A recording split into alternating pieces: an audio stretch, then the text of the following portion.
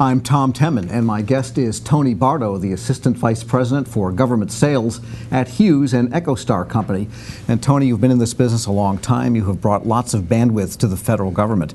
Tell us your strategy for Hughes and how the adoption is coming along there with respect to federal agencies buying into this managed broadband service idea. Thanks, Tom. It's a pleasure to be here with you again. But the idea of selling, providing broadband services and introducing managed broadband services to the government is one we've been at work for a long time. And the idea of having these services adopted by the agencies is now becoming a very practical one. What's taken so long is the existence of, during these last few parallel years, is the existence of the networks contract from GSA. And the incumbents over the years have introduced a lot of new services, and GSA has created the platform for enriching the contract. And they've added a lot of services, optical speed services, Ethernet services, and so forth. But what they haven't done is introduce a cost-saving technique for connecting to the field offices of the government. This service with Hughes has been used to connect with commercial customers with distributed locations across the country, and that would describe federal government agencies for the most part.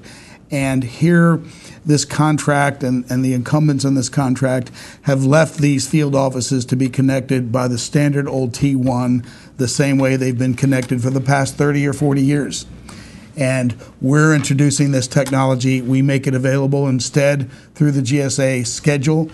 And this technology has revolutionized how you connect to a field location with extraordinary performance and economics. So it sounds like it would make a big difference for your Social Securities, your EEOCs, State Departments, all the ones that have lots of distributed locations, maybe even more people out than in headquarters. Absolutely true. What the contract does right now and the incumbent carriers do right now is they connect the big cities really, really well. But where we're talking about where government is distributed and where government renders service to the citizens is out there in the small towns at the district office level. And this is what the managed broadband can do, is enrich the performance capability, their delivery capability with services that bring higher speeds. I frequently go in to talk to a customer or a prospect, and I'll ask them two questions. And I kind of already know the answer to both questions. But I start off with the hypothesis, and I say, your field offices, sir or madam, are completely satisfied with the services, the connectivity services you're delivering them now. You give them all the bandwidth they need, right? And they look at me and they say, well, no, that's not true at all. And I thought that was true.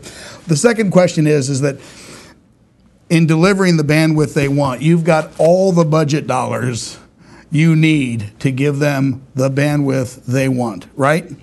And again, the answer is no. And then we can have a good conversation about the benefits of converting to managed broadband versus the service they've had for the past 30 years. Because you have the obligation to kind of get over the ease of ordering that they have through the vehicles, through networks.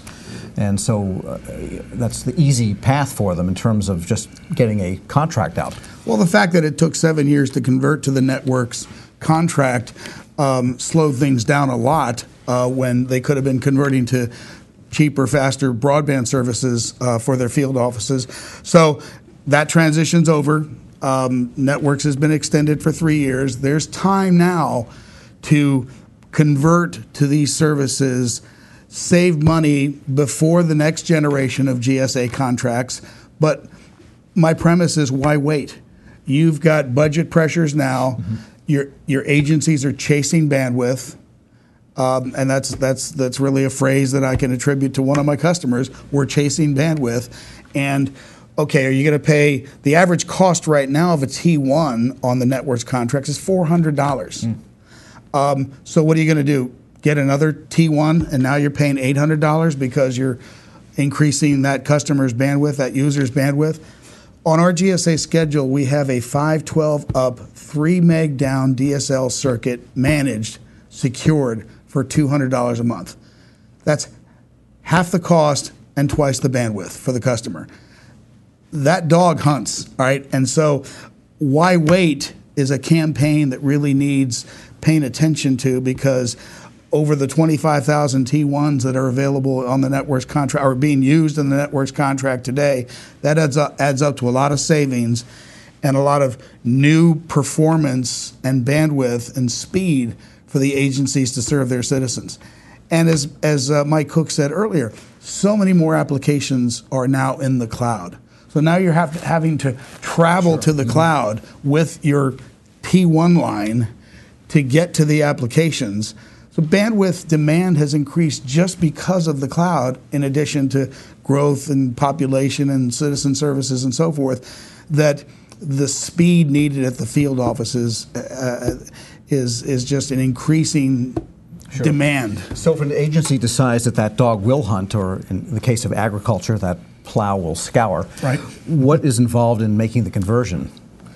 The conversions are really simple. These facilities, these DSL facilities, these cable facilities are largely resident at these offices today. So we're redeploying or taking the telecom services available in those facilities today. We find out what is available for the customer, and we make a recommendation, and sometimes they'll make the economic decision, let's go with something higher speed than my T1, but maybe for a little bit less money or a lot less money, but we won't go for 10 meg, we won't go for 20 meg. All I can afford is 6, or all I can afford is maybe 10 tops.